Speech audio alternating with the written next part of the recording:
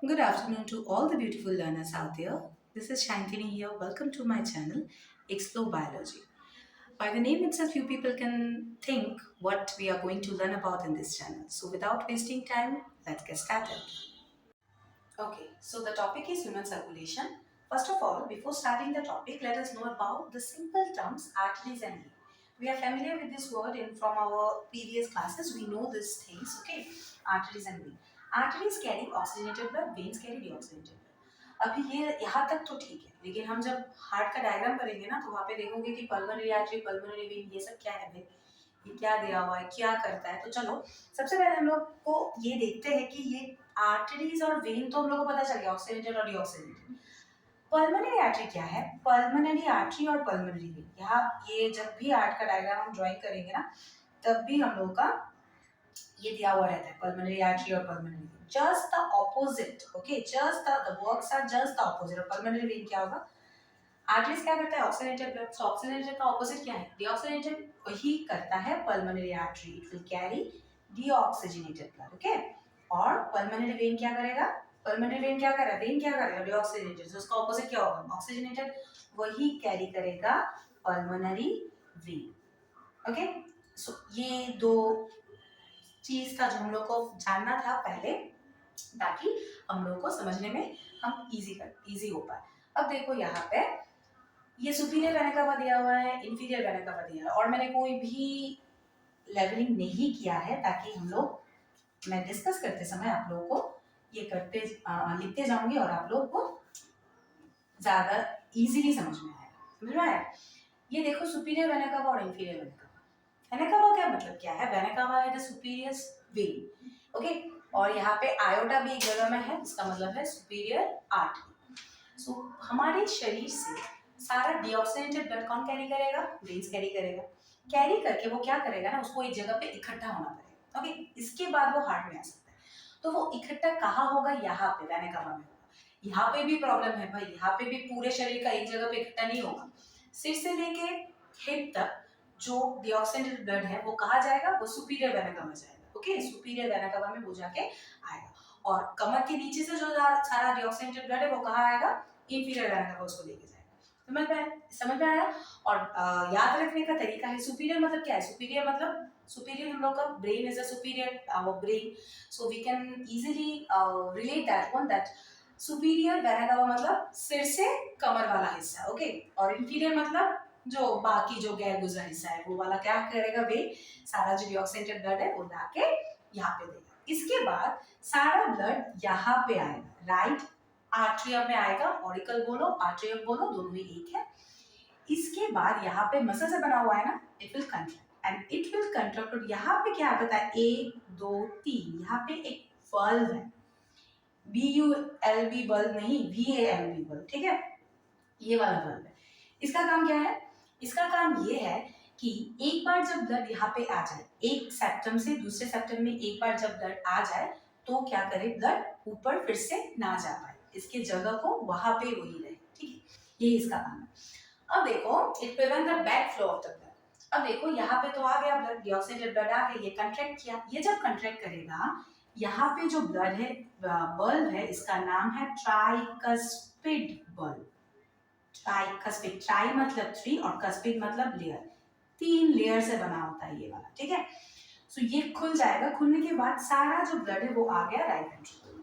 अब सारा blood right ventricle में आने के बाद इसको तो बंद होना पड़ेगा ना, ये बंद होगा, ठीक है। बंद होने के बाद यहाँ पे फर्स्ट हार्ट साउंड होगा, ठीक है। जब भी ये बंद होगा तब भी फर्स्ट हार्ट साउंड होगा, जिसको हम बोलते हैं लव, ठीक है। अब भाई चलो, ब्लड तो हमारा यहाँ पे आ गया, अब क्या होगा? अब यहाँ पे ये पल्मोनरी क्या होगा? आर्टरी या वेन होगा? ऑब्वियसली पल्मोनरी आर्टरी होगा, क्योंकि ये ऑपोजिट है, आर्टरी के काम से ऑपोजिट है। सो ये क्या करेगा? ये जो सारा डीऑक्सीजनेटेड ब्लड है ये कहाँ लेके जाएगा? लंग्स में लेके जाएगा, ठीक है। लंग्स में लेके जाने के बाद अब डीऑक्सीजनेटेड ब्लड में ये लिख पाऊंगी ना, HbCO2, हीमोग्लोबिन के साथ कार्बन डाइऑक्साइड होता है। डीऑक्सीजनेटेड मतलब ही सेलुलर वेस्ट हम लोग का क्या है? कार्बन डाइऑक्साइड है। So this is the cellular waste. So आ गया, ये क्या हुआ? इसमें कार्बन डाइऑक्साइड रिच ब्लड है। अब ये क्या करेगा? ये यहाँ पे जाके इसको दे देगा, कार्बन डाइऑक्साइड को दे देगा और क्या लेगा यहाँ से, ऑक्सीजन लेगा। तो हो गया ऑक्सी हीमोग्लोबिन। अब ये oxy haemoglobin via pulmonary vein कहाँ आएगा, लेफ्ट आर्टरियम में आएगा। सेम लेफ्ट आर्टरियम में आने के बाद क्या होगा बच्चों, यहाँ पे और एक बल्ब है जिसका नाम है बाइकस्पिड बल्ब। पहले वाला क्या था, ट्राइकस्पिड, अब पहले वाला 3 लेयर था, अब 2 लेयर का है।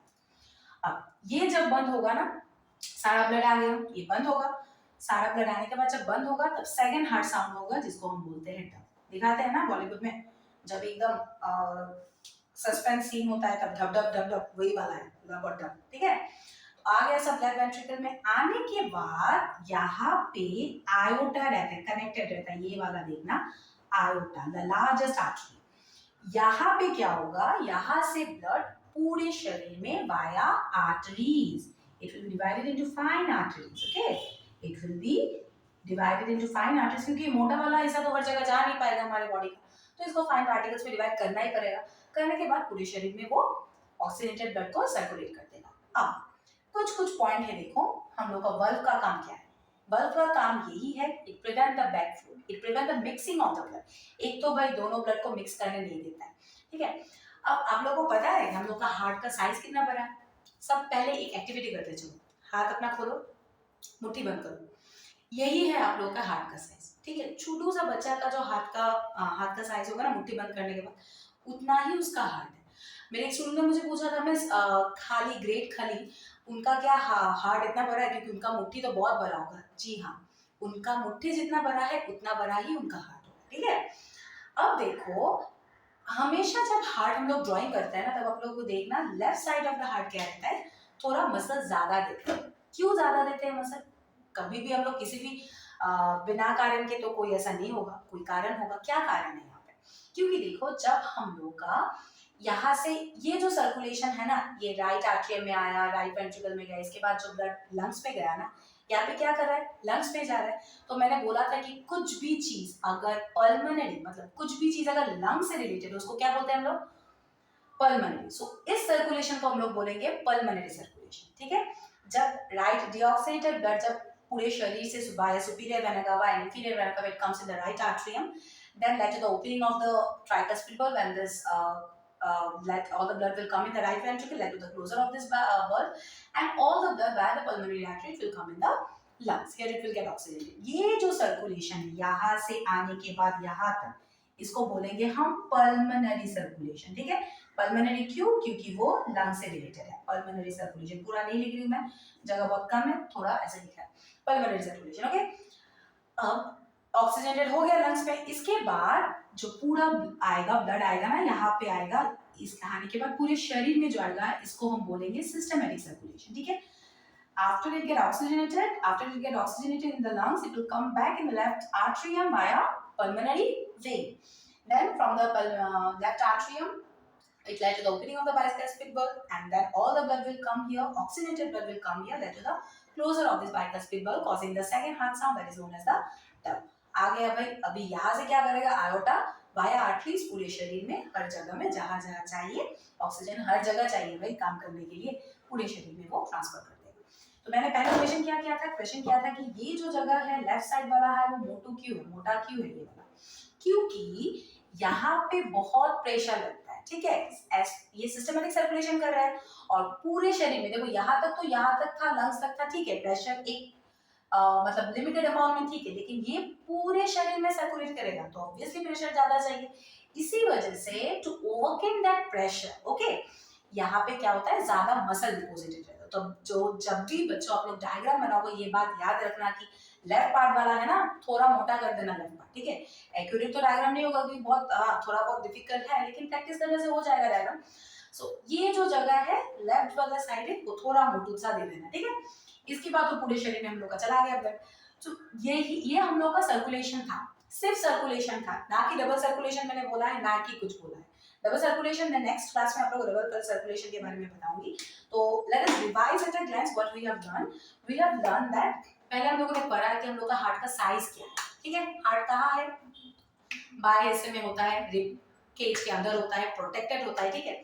हमेशा धक धक धक धक करता रहता है हमारा heart. So it is size क्या है हार्ट का, अपना हाथ खोलो, हाथ मुट्ठी करो, यही हम लोग का हार्ट का साइज, ठीक है। It is present in between the rib cage, in between the sternum bone. Now, our heart is divided into four chambers. What are this? Right atrium, right ventricle, left atrium और left ventricle. किसी किसी book में auricle दिया हुआ रहेगा, same है, ठीक है, auricle और atrium same ही है. Then all the deoxygenated blood from all the parts of our body, okay, it will be received by the vena cava. Now vena cava is a superior vein का सरदार वो vena cava, ठीक है. arteries का सरदार aorta.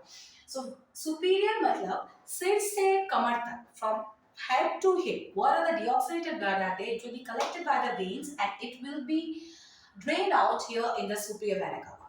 And all the deoxygenated blood from after that one, after the hip up to the ankle region, it will be carried out, it will be drained out here, it will be carried out by the brain and it will be drained out in the inferior vena cava. Okay, अब आ गया right atrium में, right atrium में आ गया तो भाई muscle से contract तो करेगा, कंट्रैक्ट कर लिया. ये जो बीच में एक जंक्शन है जिसको हम बोलते हैं वाल्व, वो क्या करता है, वो दोनों ब्लड को मिक्स नहीं होने देता है. और एक बार ब्लड आ जाए यहाँ पे, ठीक है, वो ऐसा नहीं है कि अरे इसका मर्जी यहाँ पे चला गया, फिर से अच्छा नहीं लगा चलो चला गया, नहीं, वो नहीं कर पाएगा, ठीक है.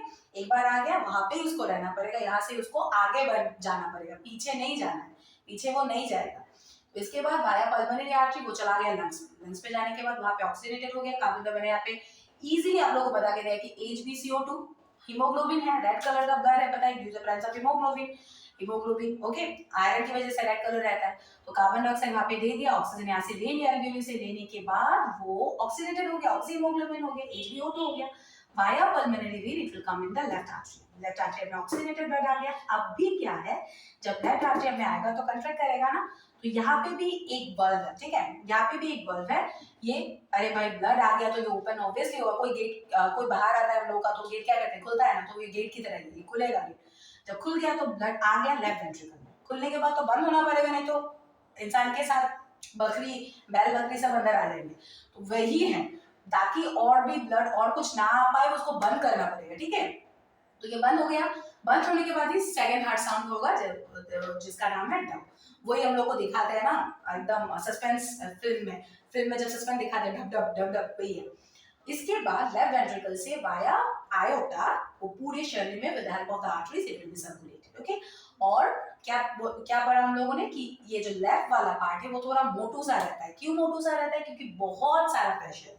सो सर्कुलेशन हम लोग को दो पार्ट में डिवाइड कर पाएंगे. एक तो ये वाला, देखो ये सर्कल मैंने दिया था जिसको हम बोलते हैं जो लंग से रिलेटेड है, जिसको हम बोलते हैं पल्मोनरी सर्कुलेशन. और ये दिया था जो क्या है सिस्टमेटिक सर्कुलेशन, जो ऑक्सीजनेटेड होने के बाद पूरे बॉडी में जो हम लोग का सर्कुलेट कर रहा है वो सिस्टमेटिक सर्कुलेशन. यहाँ तक हम लोग समझते हैं, ठीक है. और नेक्स्ट वीडियो में हम लोग पढ़ेंगे डबल सर्कुलेशन के बारे में, okay. Okay, all my beautiful learners, I hope you have understood a little bit about the video about human circulation. ज़्यादा नहीं, थोड़ा बहुत तो समझ में आया होगा ना. इतना सा समझ में आया तब भी ठीक है, ज़्यादा समझने की जरूरत नहीं है, एक बार में थोड़ा बहुत आया, कौन क्या कर रहा है, कौन क्या ले रहा है, पल्मोनरी आर्टरी क्या है, पल्मोनरी वेन क्या है, ये सब समझ में आ गया ना, हो गया सर्कुलेशन. और बाकी जो है वो हम लोग नेक्स्ट वीडियो में समझ लेंगे, ठीक है. सो आप लोगों को क्या करना है, आप लोगों को अगर नेक्स्ट वीडियो देखना है तो मेरे चैनल को सब्सक्राइब करना पड़ेगा, और लाइक तो ऑब्वियसली बनता है ना, अगर थोड़ा बहुत समझ में आया हो तो please do like and subscribe my channel. Thank you, stay tuned with my channel. Thank you, tada, take care, bye bye.